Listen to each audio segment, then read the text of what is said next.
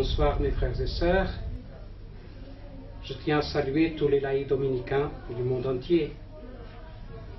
Je remercie tout spécialement votre prière et communion dans cette période de rétablissement que j'ai dû avoir dans ces mois. Avec la grâce de Dieu, je retourne à Sainte-Sabine lundi prochain. Et alors je reprendrai, je pense, petit à petit ma vie normale. J'ai ressenti très fort la présence de vous tous, votre prière, votre fraternité, et je tiens avant tout à le remercier. J'ai pu participer dans une journée du congrès sur la mission de l'ordre. C'était pour moi une grande joie de participer à cet événement, bien que j'ai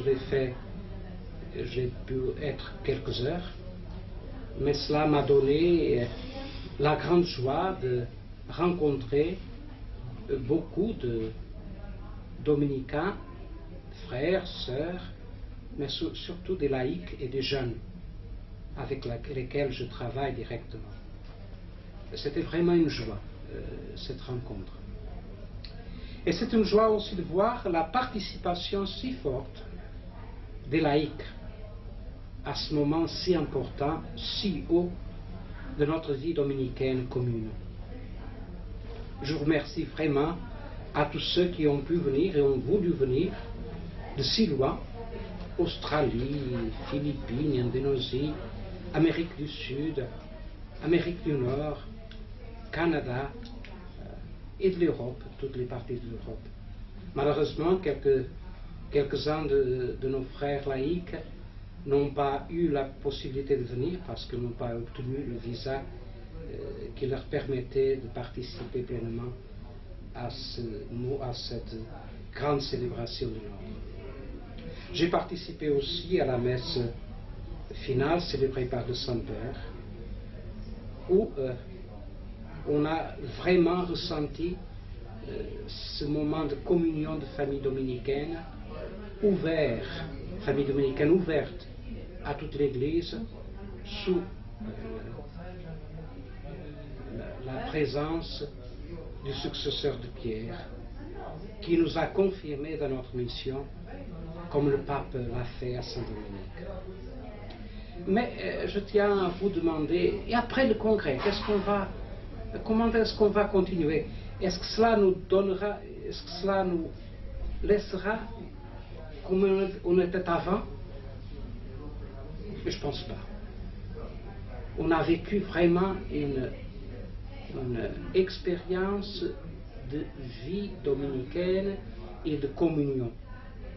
Je tiens à vous dire, et je le dis très souvent, que je pense pour l'Aïka, il faut de plus en plus vivre dans cette communion de l'ordre.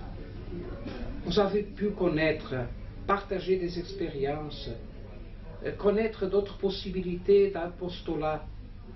Vous avez, et plusieurs m'ont dit, qu'ils ont vraiment ressenti cette force de communion de vie dominicaine et cette espérance que ce moment de célébration, réflexion nous a donné, qui nous a poussé. Il nous pousse vraiment à aller plus avant. Être dominicain n'est pas vivre chacun dans sa petite fraternité ou dans son couvent ou même dans sa province. Être dominicain est s'ouvrir vraiment avec tout cœur et intelligence aux grandes exigences d'une vie, d'une mission commune.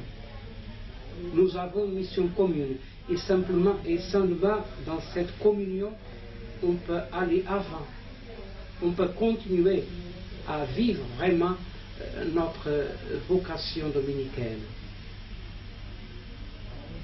La célébration du centenaire de l'ordre, du jubilé de l'ordre, ne peut pas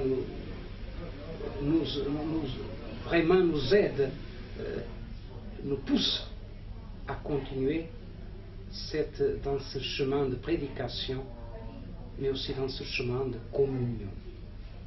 Je tiens à souligner que notre vocation dominicaine ne peut se vivre que dans cette communion.